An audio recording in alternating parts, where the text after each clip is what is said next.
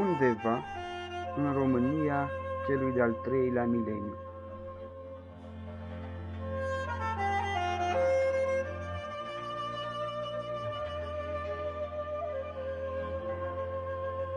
Se pare că e destul de cunoscută denumirea acestei localități.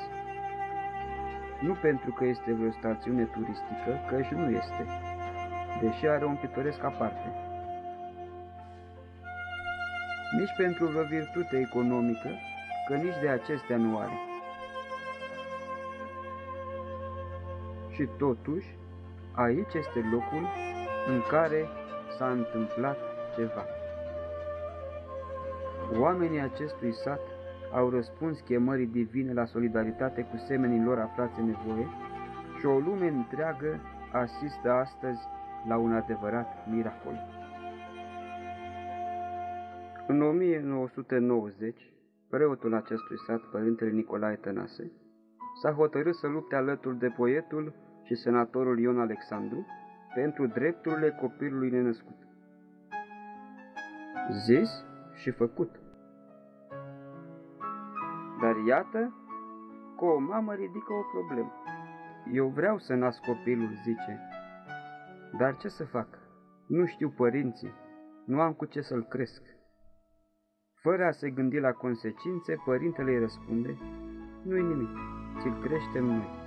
Și peste câteva luni, în miezul nopții, o familie din parohia sa mai capătă un copil de care să îngrijească.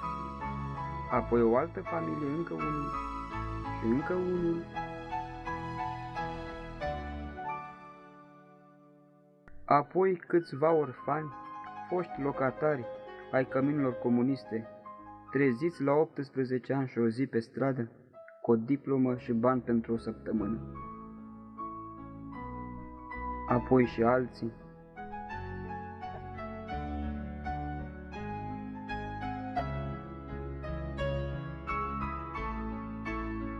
Și satul i-a primit. Apoi o tânără însărcinată, căutând adăpost și sprijin. Apoi o alta, ba chiar și mame alungate cu copii cu tot, au venit să ceară ajutor aici și nu s-au înșelat.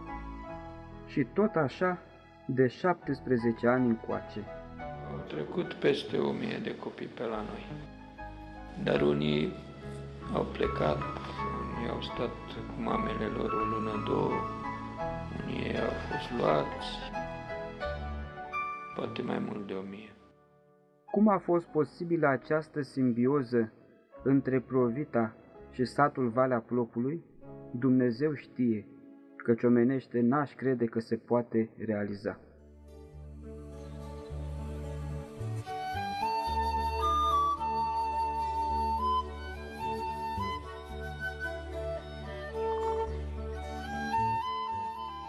O dimineață obișnuită de mai. E drept că nu pentru toți. Vreo câteva sute de suflete ale satului se pregătesc pentru cele ale zilei. A venit și pâinea caldă.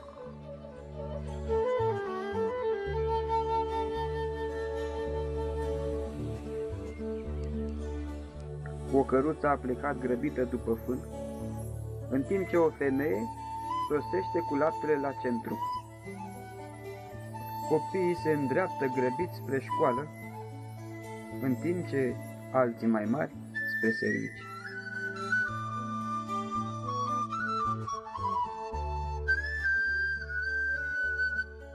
Cei mai mici însă trebuie să mai meargă la grădiniță pentru o vreme.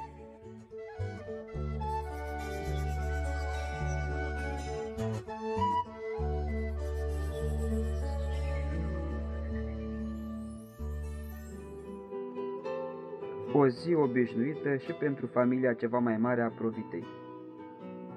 Fiind mai multe case în construcție, trebuie comandat material lemnos pentru fiecare în parte. Mai trebuie scuie, iar și îndrila nici ea nu-i de ajuns. În rest, lucrarea merge foarte bine.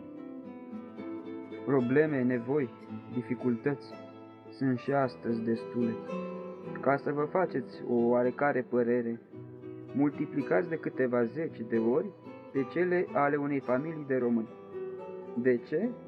Pentru că sunt peste 200 de suflete aflate în grija provitei și a celui de sus. Credeți sau nu, sunt numai vreo 15 angajați și toți se străduiesc să facă ca lucrurile să meargă bine. La aceștia se mai adaugă și câțiva voluntari care mai ajută și ei când pot și cât pot. În rest, bunătatea oamenilor ce pot iubi pe cei care au nevoie de iubirea lor. Mai întâi urgențele. O graviduță va naște azi. 2 copii sunt programați la stomatolog. Un sugaci are roșu în gât. Un școlar are nevoie de medicamente pentru o ureche bolnavă.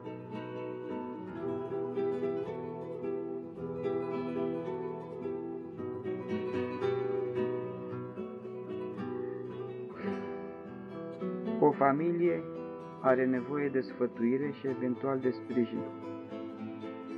Și ne mai dau preoții, mănăstirile, oamenii care au zarzavaturi, care cultivă, care vând. Sunt români din afară care ajută, nu mult, dar ajută. Și sunt și străini care ajută. Statul până acum nu ne ajută. Urmează, sperăm că urmează. Problema este dacă avem limite sau nu. Dacă avem limite, nu reușim să cuprindem nevoile.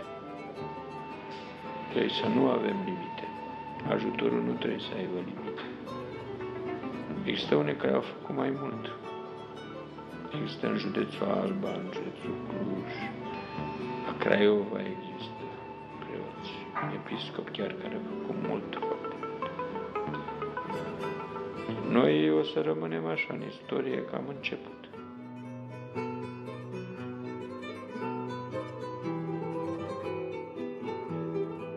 La ora aceasta nimeni nu ar trebui să le nevească.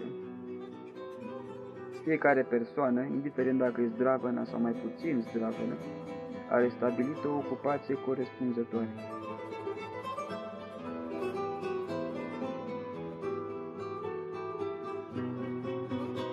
Mamele vin după ceva alimente ca să poată găti pentru ziua de azi.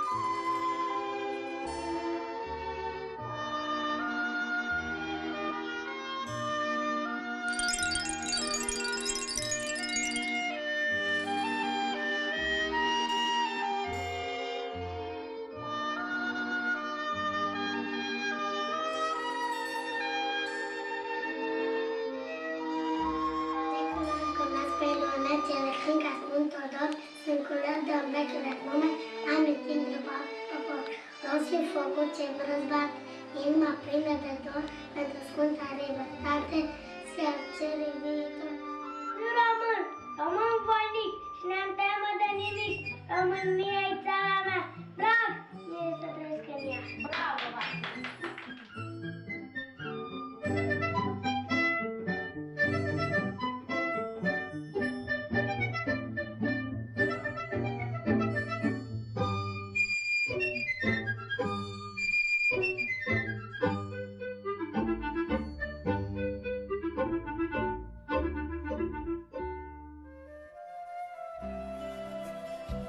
500 de mioare se bucură de ultima lor pășunare pe dealurile taberei, urmând ca după aceea să plece la stână.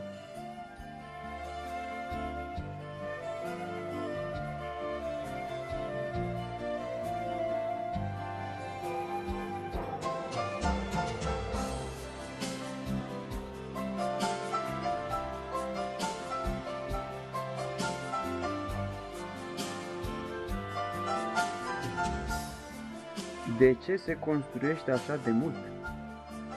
Pentru că viitorul obligă.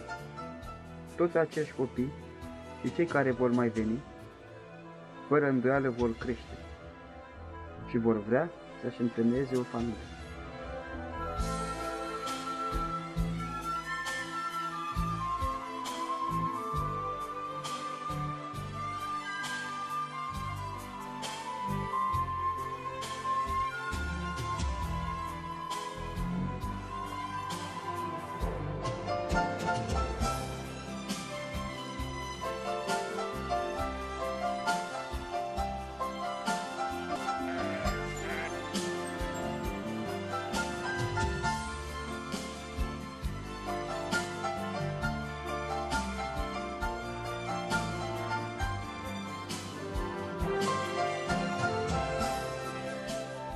S-a întârziat cu vreo 2-3 săptămâni întemnițatul porumbului, dar dacă acum s-a putut, e bine și așa.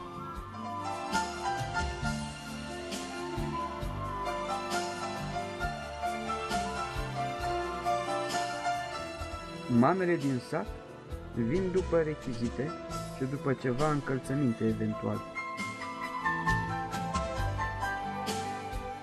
Familia Nedeloiu îngrijește acum 7 copii, însă au fost vremuri când în curtea lor se jucau peste 10.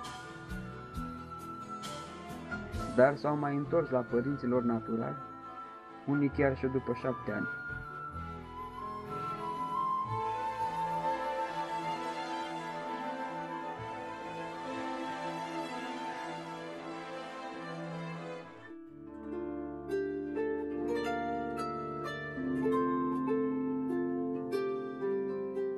Ai sezizat diferențe între copiii de la Provitaj și cei din sat? Eu n-am observat că sunt diferențe, ei se înțeleg foarte bine unii cu alții. Mi se pare chiar o prietenie strânsă între ei, sunt uniți, colaborează unii cu ceilalți.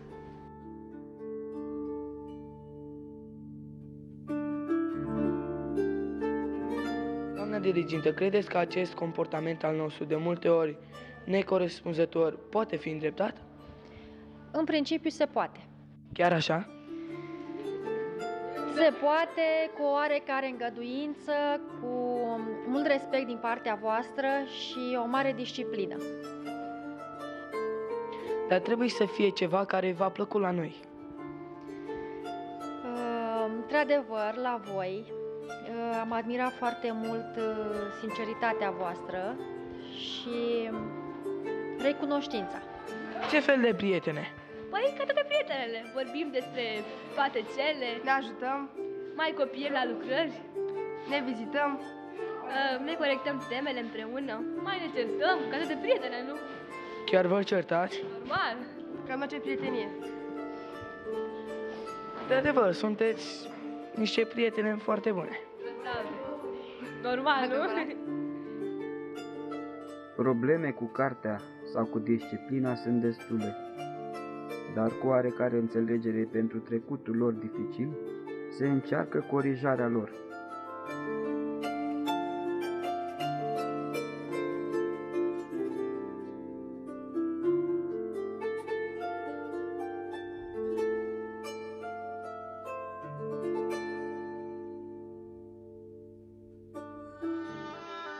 Sunt copii normali. Eu. Sunt copii normali. Eu. Fiecare cu caracterul lui, personalitatea lui, nu putem să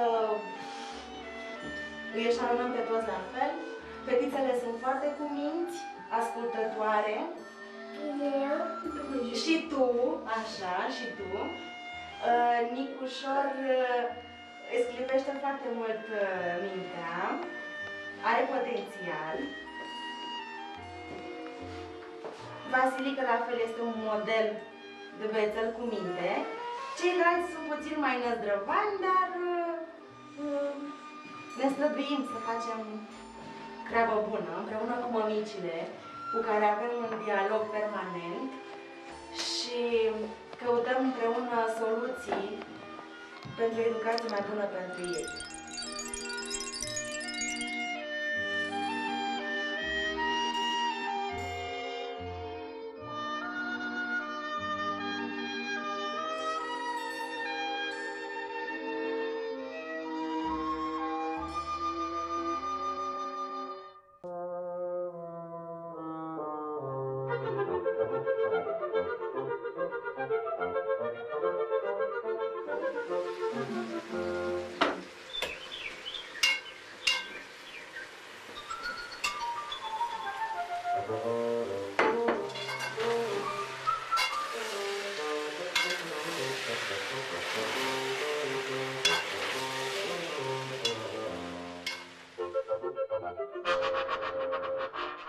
Până ce e gata prânzul, puțină joacă nu strică.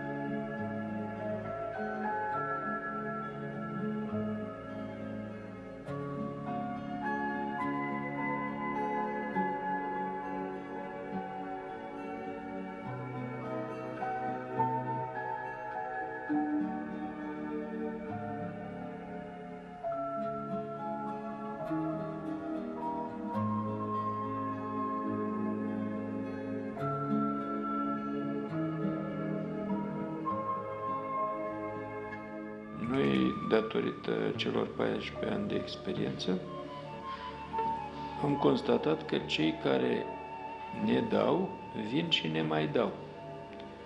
Pentru că ei înșiși au constatat că li s-au schimbat niște lucruri în viața lor, în familia lor, în firma lor, spre exemplu.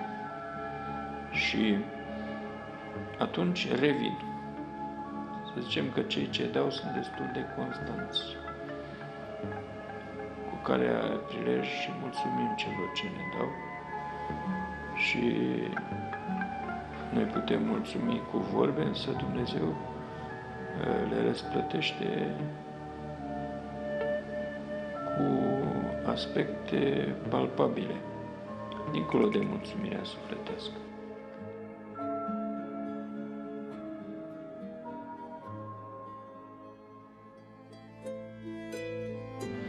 Toată comunitatea trăiește din cerșeală.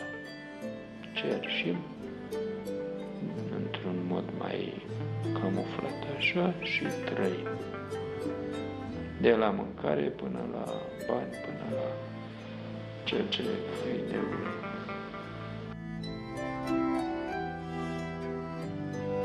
Caprele pleacă spre stână, nu și iezi. În urma lor, zidurile au nevoie de ceva reparație. Un preot a adus un porc viu și câteva grăunțe.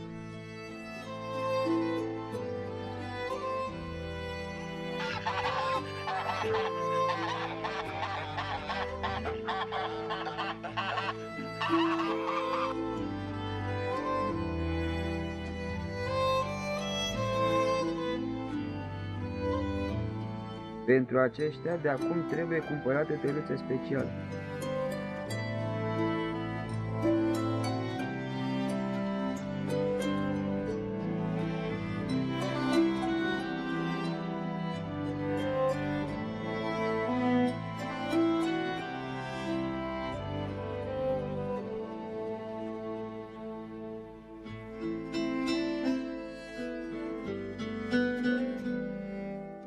Se lucrează pe ultima 100 de metri la o casă ce va fi inaugurată în curând.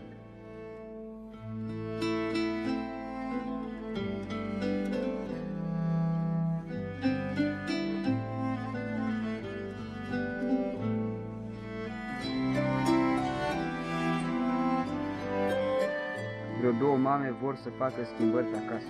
Una să vopsească acoperișul, alta să schimbe zugrăveala.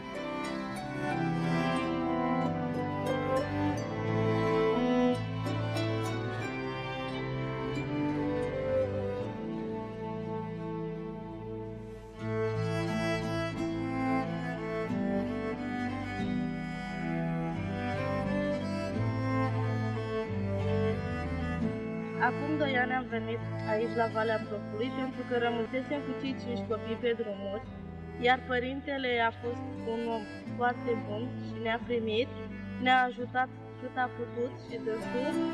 Acum locuim aici într-o casă dată de dânsul. Soțul meu la fel lucrează și el aici prin tabără unde e nevoie.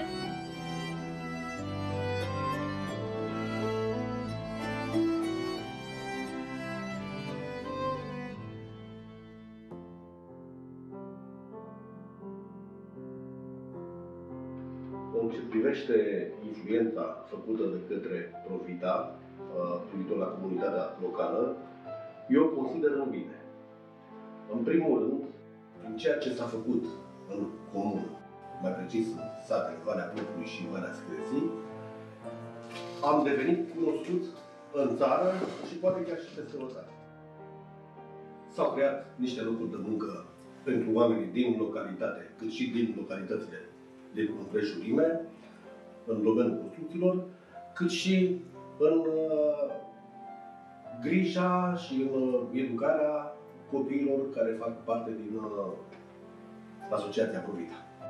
În ce privește tabăra, care se face în timpul vacanței mari, deci tot timpul verii, consider că este foarte benefică, prin aceea că participă atât copiii localității noastre, cât și copii, elevi care vin din alte localități, chiar și din afara țării.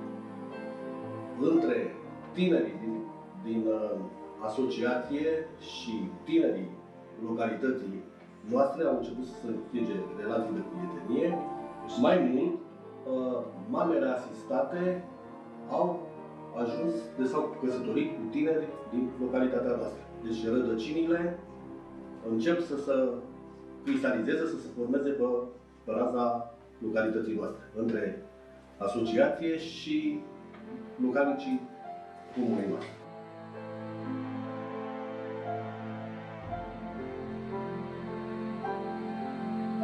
L-am cunoscut pe Petre acum câțiva ani de Ziua Eroilor. Ne-am mai întâlnit și apoi ne-am împrietenit și am întemeiat o familie. Avem și un copil, acum are 9 ani, îl cheamă Tudor Mihai Aurelian și sunt foarte mândră de el pentru că învață bine, ia premiul 1 și mă ascultă, este cu minte, ne înțelegem și cu el și cu soacra mea, cu soțul.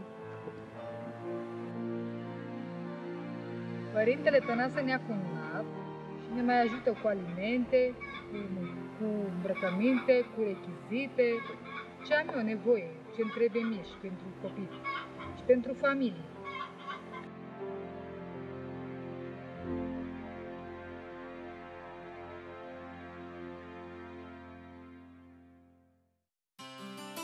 După somnul de la amiază, plin de energie, copiii invadează țarcul de joc. Ca să nu se creeze diferențe între cei copii orfani în tabără, spre exemplu, și copiii satului, atunci facem așa fel ca și copiii satului să aibă acces la anumite aspecte care nu se întâlnesc, cum ar fi parcul, topoganul și celelalte. Pe de o parte au cu cine să se joace copiii, pe de altă parte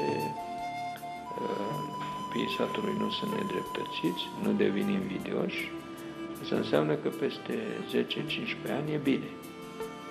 că dacă copiii orfani trăiesc mai bine decât copiii satului, atunci se creează cândva, se înregistrează asta pe creier și cândva răbufnește.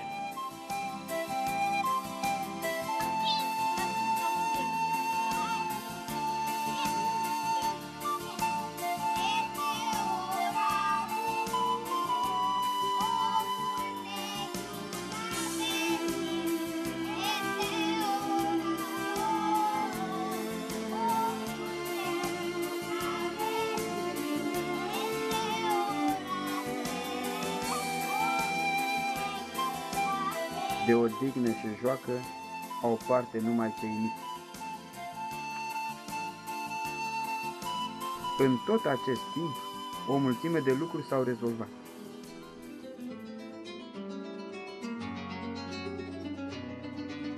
Unul din cele 30-40 de apeluri telefonice ale zilei.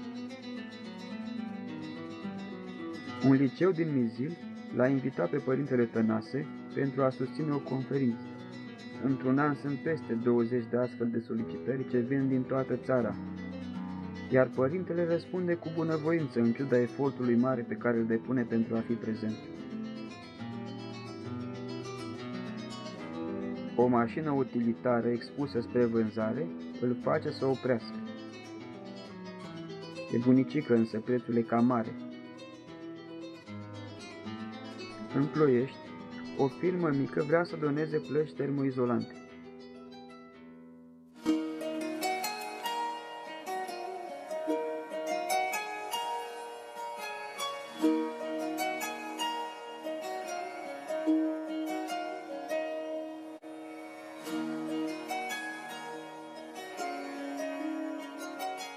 Atelierul de tâmplărie nu mai prividește cu munca.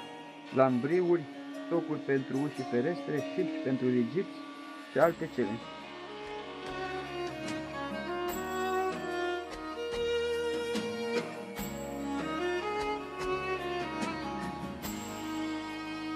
Vreo 4 zile, tineri de la o școală specială din America sunt aici pentru o lecție de viață și pentru ca să ajute și ei cu ceva.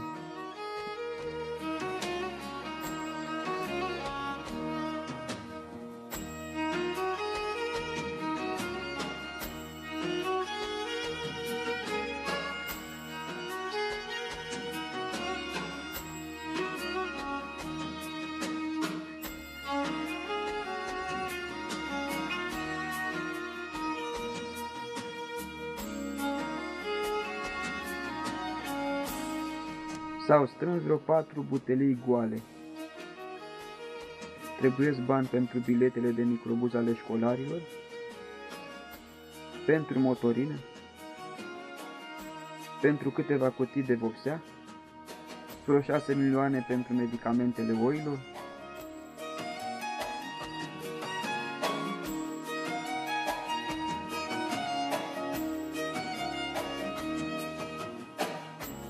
Adiță e acum la un liceu în Ploiești și vrea să devină instalator de centrale termice. Mai mult, este legitimat la clubul de fotbal Astra.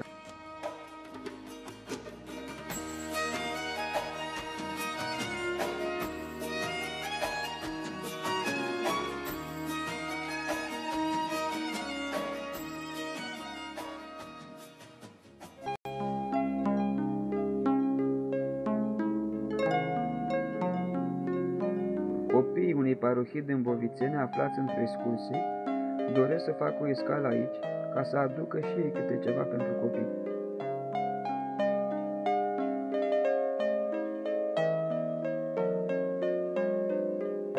Poate hăinuțele lor rămase de acum mici, poate jucării, poate dulciuri.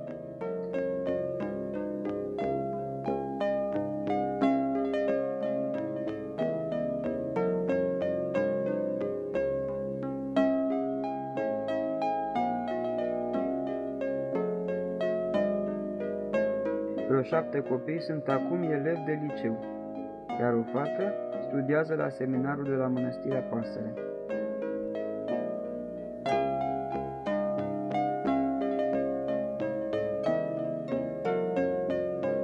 E greu cu naveta. dar viitorul cere efort și sacrificii. Stâna a fost amenajată în pripă, numai decât este nevoie de ustensile și vase speciale, iar apoi se mai poate face câte ceva pentru condiții de viață cât de cât omenești. Iarba de aici e mare și gras și toți nădăjduiesc ca oile să-și revină la normal.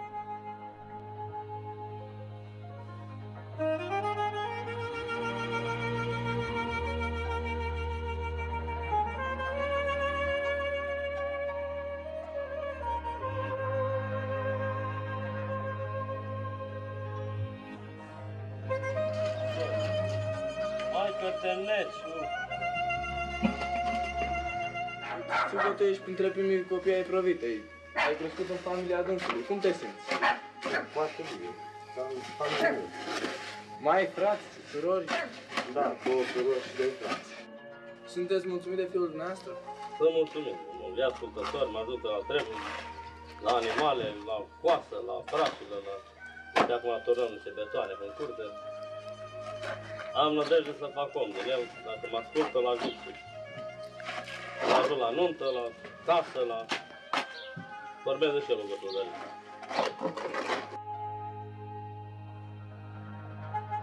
Animalele vin de la păscut.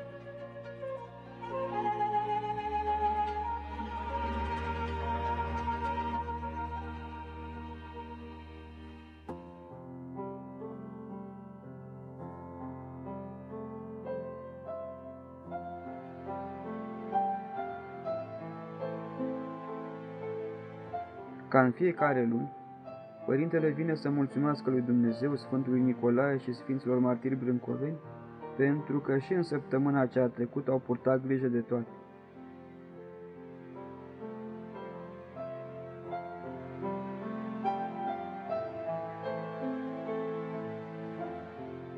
Vorba aceea, nici n-a prisosit, nici n-a lipsit.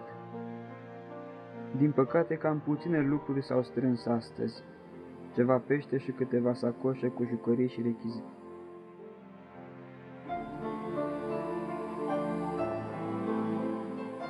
Înserarea se așterne peste dealuri.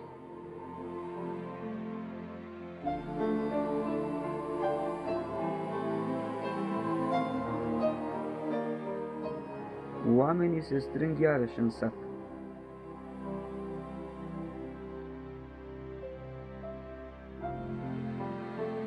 După o zi așa de grea, stomacul vrea să fie și el potolit și poate un pic răsfățat.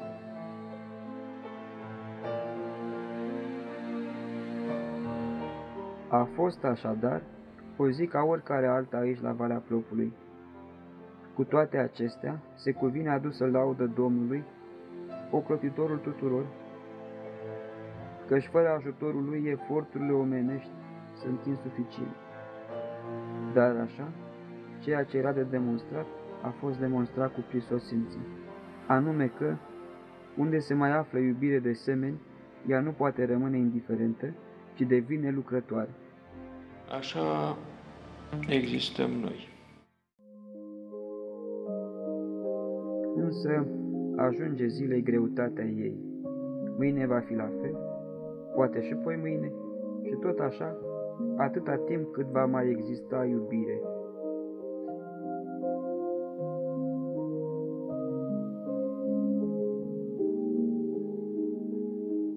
Noapte de noapte copiii cresc câte puțin.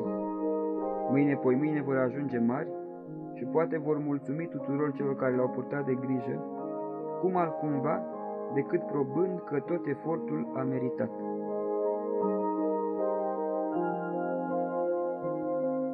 Și toate acestea se întâmplă undeva în România anului 2007.